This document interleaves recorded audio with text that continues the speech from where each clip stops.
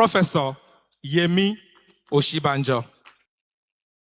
Professor Chidi Onya, Secretary to the Government of Enugu State, representing His Excellency Governor Peter Ndubuisi Mba, Your Excellencies, the Special Advisor to the Governor of Enugu State on Revenue Generation, Honorable Sandra George, the Mayor of the Oji River Local Government, Honorable Greg Anyabudike, other senior government officials present, His Royal Majesty Igwe Sunday Uzomena Ora, the Ohabwenye II, and Ezie Bata, the first of Aduachi. Professor Charles Ezema, the Dean of the Faculty of Health Sciences, representing the Vice Chancellor of the University of Nigeria, Nsukka. Distinguished professors and academics present, the matriarch of the Ilo family, Lolo Roslyn Onyekelu Ilo, Chief Vin Martin Ilo, and all the brothers and sister Onyi girl. Distinguished guests, ladies and gentlemen. First, let me express my very profound gratitude to the Ilo family for the honor of inviting me to deliver this inaugural memorial lecture in memory of their beloved father and patriarch, His Royal Highness Igwe Vincent Onyekelu Ilo, the Ohabwenye of Aduachi. There is something deeply meaningful about memorializing those whose lives were lived not in pursuit of applause or acclaim, but in faithful service to others. And it reminds us that greatness is not measured solely by fame, by wealth, or even by public recognition. There is a quiet nobility in a life that is defined by purpose, by integrity, by service, and by commitment. His Royal Majesty Igwe Vincent Onyekelu Ilo embodied that enduring virtue. He was a teacher of teachers, a headmaster, a mentor, and community builder, and later, by the will and affection of his people, became the traditional ruler of his community. He was a man who shaped lives, who strengthened his community, and left behind a legacy of impact without noise, a powerful reminder that significance does not require spectacle. I must also commend the Ilo family for choosing to honor their father not only by a memorial event, but by transforming the occasion into a platform for social reflection and a national and even continental conversation. And in doing so, they have elevated the memorial to an act of public purpose. I am sure that His Royal Majesty would have been extremely proud of what you're doing today. So we gather not merely to remember a remarkable man, but to inaugurate a tradition, one that affirms the dignity of lives devoted to the service of others and the common good, while encouraging thoughtful public introspection on the challenges of development and human progress.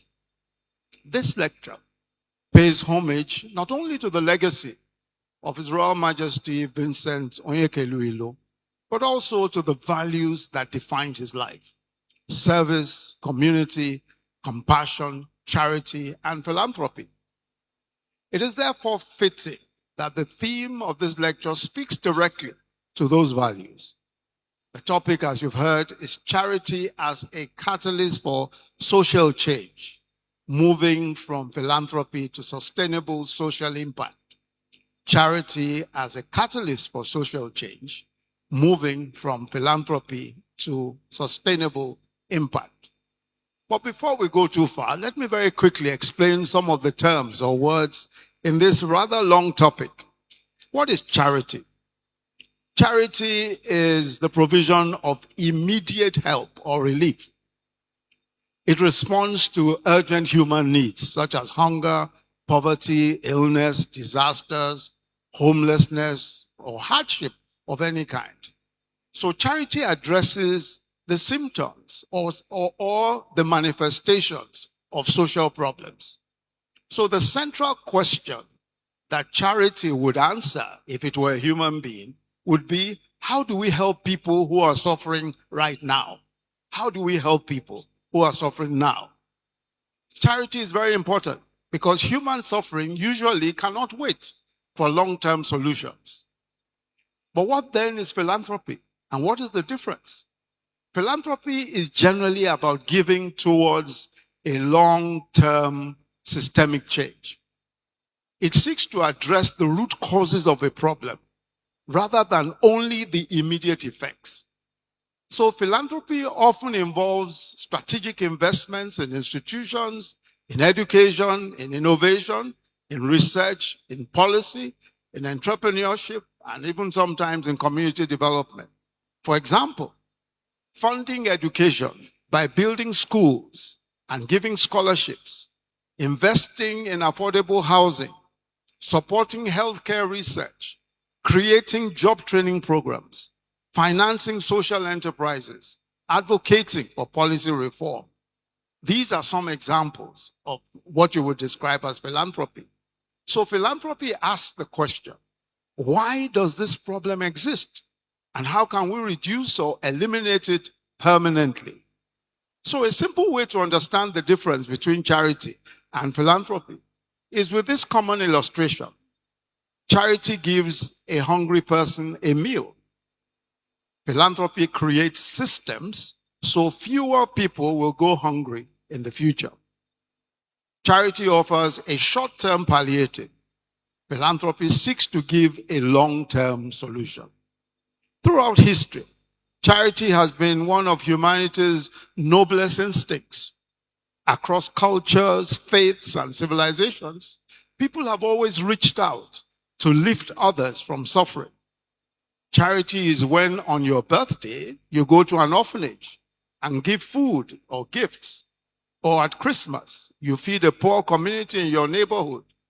Or the church, or where sometimes churches or other religious institutions do medical outreaches at different festivals and events for those who cannot afford medical care.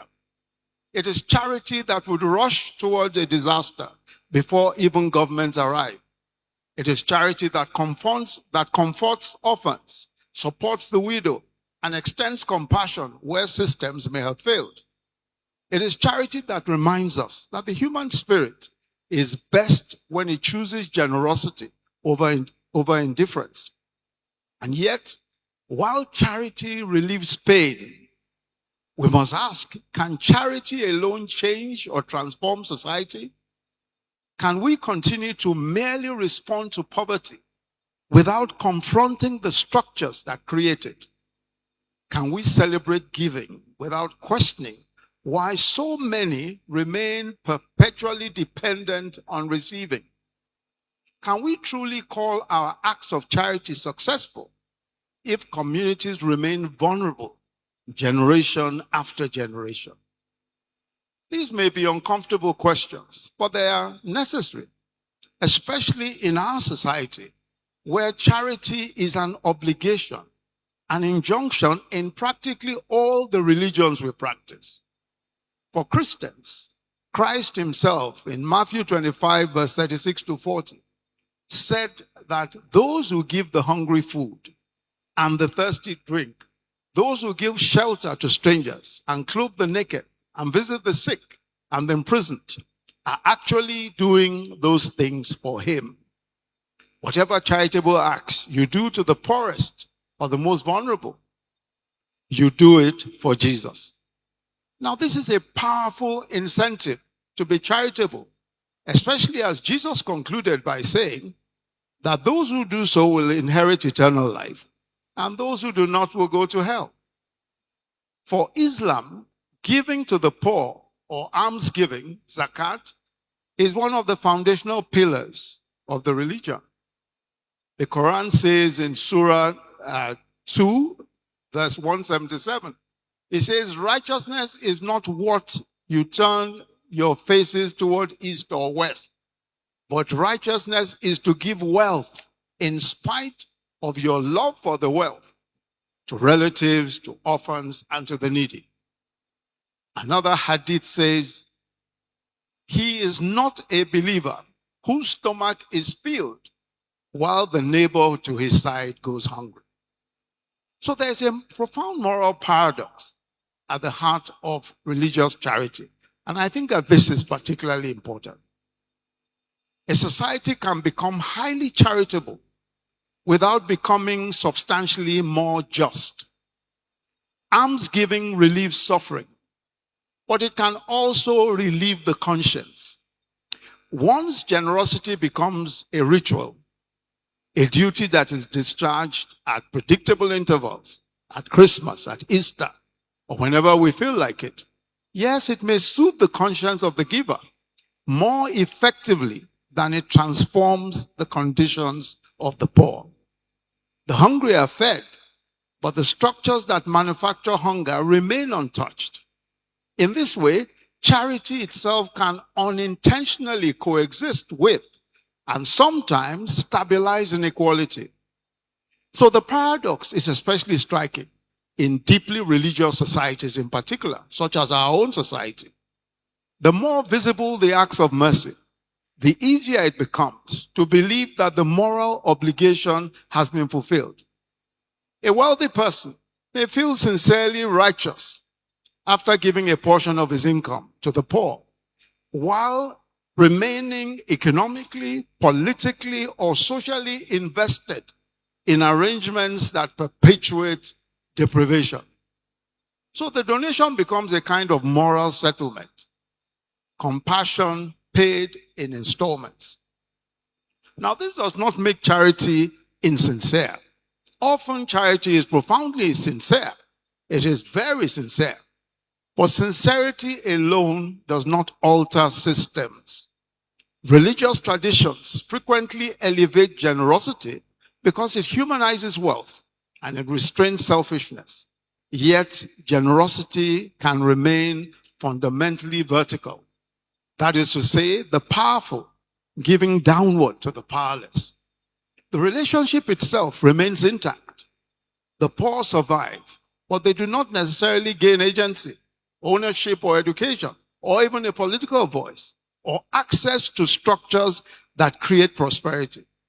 So charity can keep people alive without enabling them to stop being poor. Or, for that matter, reforming corrupt institutions, challenging exploitative labor systems, redesigning land ownership, improving education, or dismantling monopolies. These are all slower, conflict-ridden, and morally ambiguous. Charity may comfort, but it is justice that eventually disrupts. And this is why poverty can deepen, even in cultures saturated with benevolence and charity. The energy of moral concern toward relief rather than towards transformation. The poor become permanent recipients instead of equal participants in economic life. Entire societies can normalize the existence of poverty so long as mechanisms exist to soften its sharpest edges. In some cases, charity can even become unconsciously protective of hierarchy. The benefactor derives moral identity from giving. The existence of need sustains the role of the benefactor. The relationship risks becoming cyclical.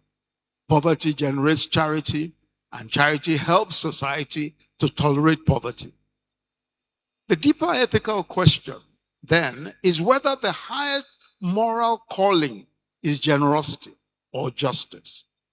Is the highest moral calling generosity, or is it justice?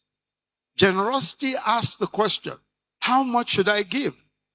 Justice asks the question, Why are people deprived in the first place?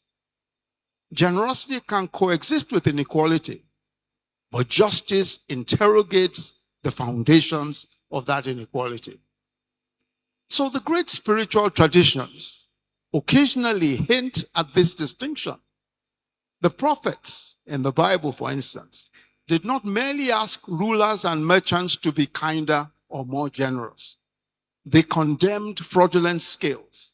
They condemned exploitation. They condemned hoarding and corruption and systems that devoured the wealth of the vulnerable. Their critique was not only personal, but it was structural. Mercy was never meant to substitute for justice. A mature, moral society, therefore, cannot stop almsgiving, cannot stop charity, but charity is necessary because suffering is immediate. But if charity becomes the end point rather than the beginning, then charity risks functioning as a tranquilizer for the conscience. The ultimate measure of compassion is not how efficiently a society distributes alms, but whether it steadily reduces the number of people who need charity at all. So I think people of faith in particular, and many of us who are here are people of faith, must bear in mind that the spiritual injunctions on giving to the poor implicitly expect adherents to seek ways of ending poverty as acts of compassion and not to increase the dependency of the poor in order to please God by giving. If your charity graduates to philanthropy such that the poor no longer need your alms, that must please God even more. So the world today does not simply need more charity. It needs more transformation. We're living in an era of widening inequality. Millions still lack access to quality education, to quality healthcare, to affordable housing, to even clean water and economic opportunity. Climate change disproportionately affects the poorest communities. Youth unemployment threatens social stability. Entire populations remain excluded from systems of prosperity. In this reality, philanthropy must evolve. So the future of social impact lies not only in helping people survive hardship, but in empowering them to overcome hardship. In empowering them to overcome hardship permanently. This is the shift that we must embrace. From transactional giving to transformational investment in the lives of people and communities. From temporary relief to long-term resilience. From dependence to empowerment. From charity as sympathy to charity as strategy.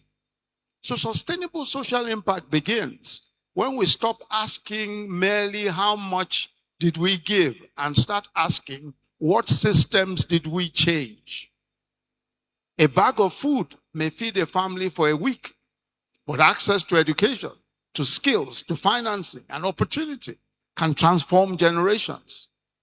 Building a shelter may save lives today, but building affordable, inclusive, and sustainable communities creates stability for decades. Donating to schools is commendable, but reforming educational systems, investing in teachers, in digital access, in innovation, creates lasting national development. This is the difference between relief and renewal. Good philanthropy in the 21st century must become catalytic. It must ignite possibilities to be sustainable, and it must strengthen systems rather than seek to replace them. It must create ecosystems of people to become architects of their own future. And I'll give 3 quick examples of philanthropy that has transformed systems and has changed the way things are seen. The first is a relatively small example. An intervention in 2016. I visited the IDP camps in Borno State as vice president in 2016, in August 2016. And there were thousands of children orphaned by the Boko Haram insurgency. Charitable contributions had set up the camps where they were, the IDP camps where they were. And feeding and care for them was also largely from government emergency relief services and also charitable contributions. But we needed to establish a private, we decided, beg your pardon, to establish a private philanthropic initiative, the Northeast Children's Fund, myself and a group of friends. The objective was to build world-class schools for children orphaned by the insurgency. The current vice president, then Governor Kashim Shettima, gave us a good piece of land to build the school. The school was named the Learning Center in Maiduguri. Our first intake was of about 500 kids, 500 children, boys and girls. Now, these boys and girls could not speak Hausa, let alone English. They could only speak Kanuri. We got the best teachers for them. We partnered with Grange School in Lagos, a very good private school, for those who may not know about the school. 5 years later, in 2021, at the 5th anniversary of the school, the children were showing off their coding skills, their music skills, and even their debating skills. Children who 5 years before could not even speak Hausa, let alone English. Today, nearly 500 of them are in different secondary schools. 3 of them have already graduated from university. Charity was able to go as far as the IDP camps. But to transform the destinies of those children, philanthropy had to come in. I'll give another quick example. The Ford Foundation transformed modern philanthropy by funding long-term social justice and civil rights efforts, rather than only providing charity. Between the 1950s and the 1970s, they supported the civil rights organizations in the US. They supported public interest law, community development, education, policy reform. They supported many academic institutions in Nigeria from 1960, helping challenge systemic inequality and discrimination. Their investment strengthened institutions that expanded to access to justice, housing, and economic opportunity for marginalized communities. In 1999, when I became Attorney General, they were the initial funders for the justice reform effort in Lagos State, granting access to justice. Now, the foundation's most transformative contribution, therefore, was shifting philanthropy from temporary relief towards changing systems and institutions and power structures. And that model has influenced philanthropic development and work around the world.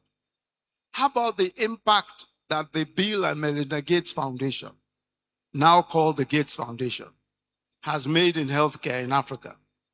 Over the past 2 decades, then what was called the Bill and Melinda Gates Foundation became one of the most influential actors in African public health, spending billions of dollars globally on vaccines, on malaria, on HIV, AIDS, and maternal health, and disease eradication, and with Africa as its primary focus. The support for the founding and activities of what is called the Gavi Vaccine Alliance is one of the best examples of the catalytic role of philanthropy. That Gavi Vaccine Alliance was never simply about giving money. It was about redesigning how vaccines were financed, how they were priced, and how they are delivered across the continent. Before Gavi was formed with the funding from Gates Foundation, African countries purchased their vaccines individually. So Nigeria would negotiate the price of its own vaccines. Senegal will also go and try and buy vaccines, negotiating with vaccine producers. And so the prices were high and inconsistent. But with the strong backing from this foundation, Gavi pulled demand across dozens of countries. In other words, they simply said, we're representing all these countries. and negotiated with vaccine producers collectively, with all of the vaccine manufacturers. Vaccine prices dropped dramatically, sometimes by more than 90%, making life-saving vaccines affordable at scale. So it took philanthropy to transform not just the system by which vaccines were produced, but the cost of vaccines. Equally transformative was the creation of long-term predictable financing through multi-year commitments and innovative mechanisms. It was because of the funding that was provided by philanthropy and the change in the system that you had things like the International Finance Facility for Immunization and advanced market commitments. All of these turned future donor pledges into immediate deployable capital and gave manufacturers confidence to scale production. So because they were able to guarantee that a certain number of countries will buy vaccines at a certain price, even the manufacturers were able to expand production. They invested in cold chain infrastructure, in logistics systems, and healthcare. They did work on workers' training, because vaccines not only save lives, but they save lives when they reach people. So the result was that this philanthropic move of vaccine campaigns helped drive a dramatic fall in child mortality and contributed to an estimated 90% decline in measles death in Africa. So since 2000, Gavi-supported immunization efforts linked to Gates funding are estimated to have saved nearly 19 million lives, while broader global vaccination programs have saved almost 100 million infants over the past 45 years. Hundreds of millions of children have been vaccinated. Major reductions in global mortality. So it wasn't just a matter of financing vaccines. It engineered a market. And that is what catalytic capital looks like. So to ensure that philanthropy works to transform systems and not to create an addiction, we need a new mindset. In other words, philanthropy itself can create an addiction. Countries can believe that, well, we'll always find philanthropic support. In the past year or so, when US aid has been cut and lots of aid has been cut, many countries have found themselves in deep trouble. So we need to strengthen public systems with philanthropy, not replace them with philanthropy. Philanthropy cannot last forever, so it must not pretend that it can. For the same reason, governments cannot and must not depend on philanthropy to run systems. The Gates story, this story about the Gates Foundation and Gavi, exposes deep structural problems that may be caused by dependency, namely the chronic weakness of sovereign healthcare financing in Africa. Most African countries still spend far less than 15% of national budgets on healthcare, leaving many systems dependent on donors for vaccines, for infectious diseases programs, and even basic health functions. As a result, Africa has become better at combating specific diseases, while many national healthcare systems remain very fragile. Vaccination coverage has improved, but HIV deaths have also declined. Malaria prevention has expanded, but many countries still lack good, resilient healthcare systems. They still lack adequate hospitals, sanitation infrastructure, sufficient healthcare workers, because these are not funded by philanthropy. So examples of philanthropy represent both a humanitarian triumph and a reminder that philanthropy, however effective it may be, cannot substitute for strong government in the provision of social services. Second, philanthropy must be collaborative. Collaboration is essential. No single government, corporation or foundation or NGO can solve today's complex social challenges alone. Real change happens when public institutions, private enterprise, civil society, faith-based organizations, and local communities work together with shared purpose. The catalytic role of philanthropy then becomes clearer. And they are to resource and collaborate in making them work. So to conclude, charity or generosity is important, but it must not stop there. Charitable givers must also see the need to understand their role in the value chain of transformation.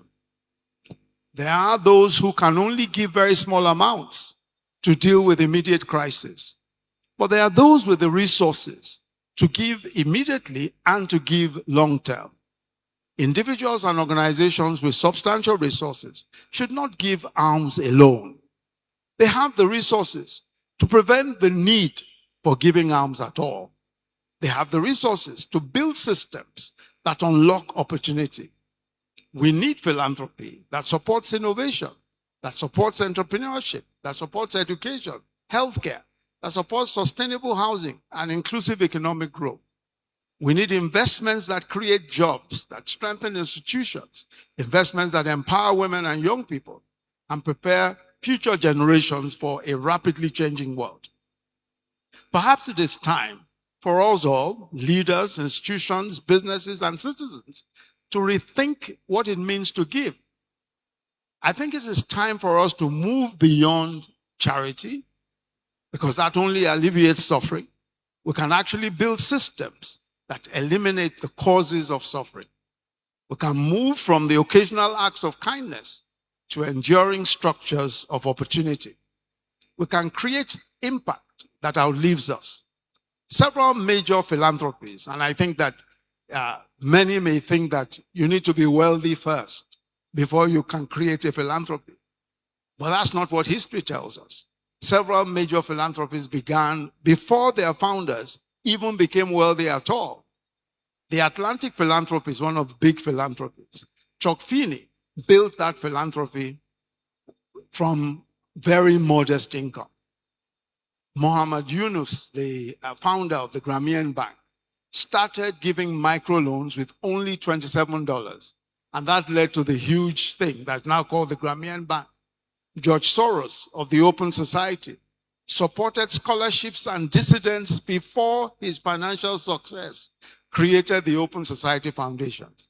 Even Andrew Carnegie, some of the big billionaire givers and foundations, and Madam Walker, they all rose from poverty, but they gave early to education and social causes. Their stories show that enduring philanthropy often begins with a vision, not wealth. And that is how charity becomes not just an act of compassion, but a catalyst for lasting social change. So once again, let me congratulate the Ilo family on this very critical way. And I think they've done so well in this special remembrance for their great father, His Royal Majesty Vincent Ilo, fondly called Buse, by his adoring community, the Eli Avo, the first Ohamoye of Etiti and Aduachi, and the Aganamba, and the Oyekelu Onwea. May his memories and legacies always remain blessed. A round of applause.